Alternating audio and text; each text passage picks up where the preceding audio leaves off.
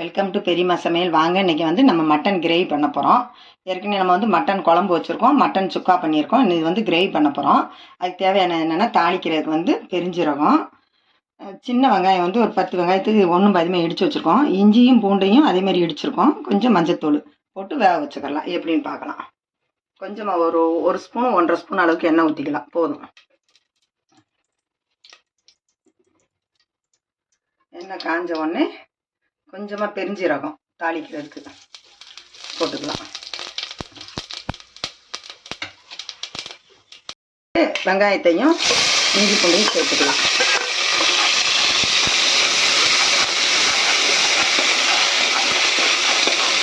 இந்த அளவுக்கு வதக்கினா போதும். இப்போ கறி எடுத்து போட்டுக்கலாம்.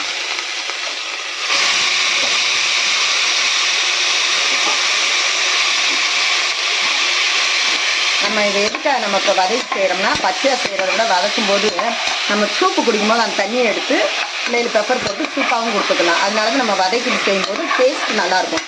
சூப்பு குடிக்கணும்னா சும்மா வேக வைக்கிற விட இந்த மாதிரி வதக்கி பண்ணும்போது சூப்பாகவும் நம்ம எடுத்து பிள்ளைகளுக்கு கொஞ்சம் அதில் பெப்பர் போட்டு கொடுத்தோம்னா நல்லாயிருக்கும். அதுக்காக தான் நம்ம இந்த மாதிரி வதக்கிட்டு செய்கிறது எப்பயுமே. ஏன்னா மட்டன் குழம்பு வச்சாலும் இப்படி தான் வதக்கி பண்ணுவோம்.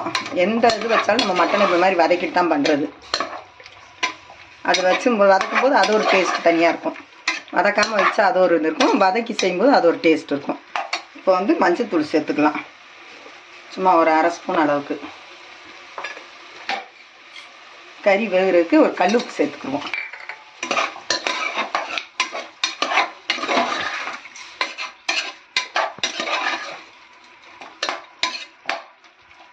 கொஞ்சம் தண்ணி பிசிஞ்சு மேலே வரும் வதங்கிட்டு, அப்புறமா நம்ம தண்ணி சேர்த்துக்கலாம்.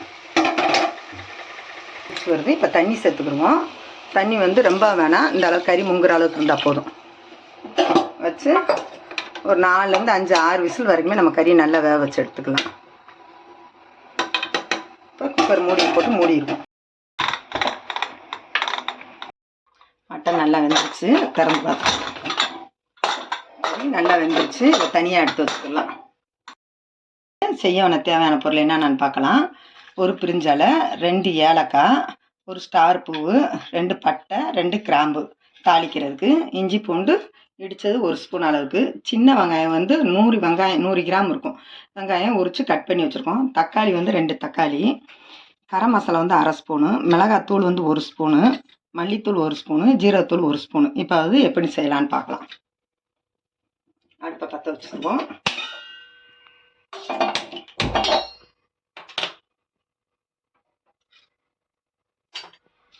இப்போ வந்து எண்ணெய் வந்து ஒரு 3-4 ஸ்பூன் அளவுக்கு இருந்தால் போதும். ஏன்னா மட்டன் எண்ணெய் இருக்கும், அதனால நம்ம வந்து தாளிக்கிறதுக்கு கொஞ்சமாக போட்டுக்கலாம். இந்த அளவுக்கு போதும், வெங்காயம் வதங்குற அளவுக்கு. இப்போ எண்ணெய் காஞ்சிடுச்சு. நம்ம இந்த பட்டை கிராம்புலாம் போட்டுக்குவோம். வெடிக்குது. சின்ன வெங்காயத்தை சேர்த்துக்குவோம். நல்லா பொன்னரமாக சவக்கிற வரைக்கும் நம்ம கொஞ்சம் நல்லா வதக்கிடலாம்.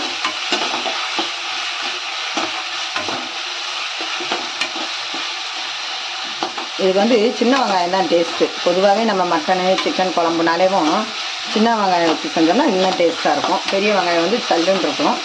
சின்ன வெங்காயம் வந்து நல்ல ஸ்வீட்டாகவும் டேஸ்ட்டாகவும் இருக்கும். அதனால தான் நம்ம சின்ன வெங்காயம் சேர்க்குறது. இது வந்து சாதத்திலே போட்டு சாப்பிட்றதுனால நம்ம சின்ன வெங்காயம் சேர்த்துருக்கோம். கலர் மாறணும். இன்னும் ஒரு 2 நிமிஷம் தான் கலர் மாறிடும். இருந்தால் போதும். இஞ்சியும் பூண்டையும் தட்டி வச்சுருக்கோம், ஒன்றா சேர்த்துக்கலாம். இப்போ எல்லா மசாலையுமே ஒன்றாவே சேர்த்துக்கலாம். நம்ம இதில் சிம்மில் வச்சு அடி பிடிக்காத அளவுக்கு கொஞ்சம் மசாலா வதக்கிடுவோம். வந்து தக்காளியை சேர்த்துக்கிடுவோம்.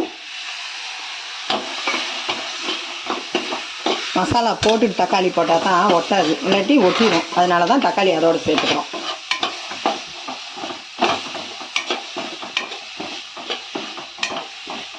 கொஞ்சம் மஞ்சத்தூள் சேர்த்துக்கலாம்.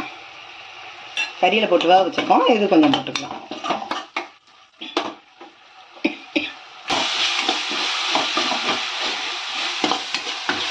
நல்லா தக்காளி ஒன்று போல் கரைஞ்சி வரட்டும்.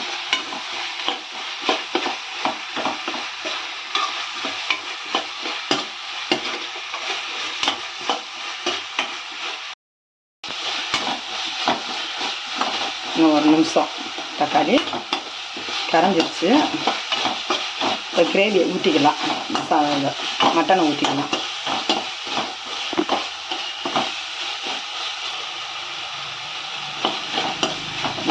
தண்ணியோடு சேர்த்துக்கிடுவோம்.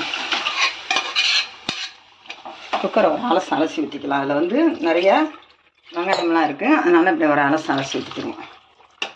தண்ணி இந்த அளவுக்கு இருந்தால் போதும். நம்ம கிரேவிக்கு வந்து ரொம்பவும் தண்ணியாக இருக்கக்கூடாது, ரொம்ப கெட்டி இல்லாமல் சாதத்தில் போட்டு சாப்பிட்டோம்னா சப்பாத்திக்கு தோசைக்கு எல்லாத்துக்கும் நல்லாயிருக்கும். இந்த மாதிரி போட்டு மூடி வச்சுக்கலாம். இப்போ பார்த்துக்குருவோம். உப்பு சேர்த்துக்கலாம். நம்ம கறியில் வேக வச்சாதான் இப்போ கொஞ்சம் சேர்த்துக்கலாம். இப்போ கருவேப்பிலை கொஞ்சம் போட்டுக்கிறோம், அந்த வாசனை நல்லாயிருக்கும் கொதிச்சு வரும்போது. இந்த மாதிரி நல்லா வதங்கி வரட்டும். கொதித்து வந்த பிறகு நம்ம இறக்க போகும்போது கொஞ்சம் பெப்பர் சேர்த்து இறக்கணும்னா நல்லாயிருக்கும். மூடி போட்டுக்கிறேன். வந்து 1 ஸ்பூன் அளவுக்கு நம்ம பெப்பர் பொடி சேர்த்துக்கலாம், போதும்.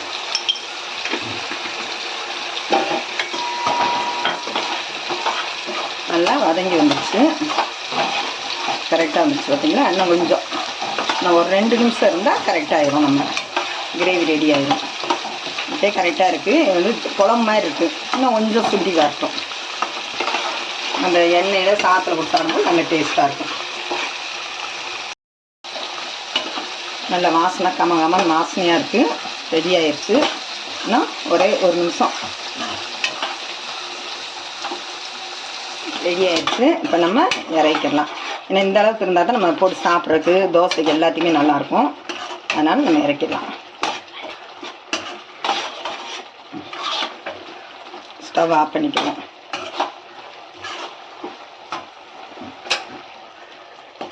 நல்லா சுருண்டுச்சு. இந்த அளவுக்கு இருந்தால் தான் கிரேவி நல்லாயிருக்கும்.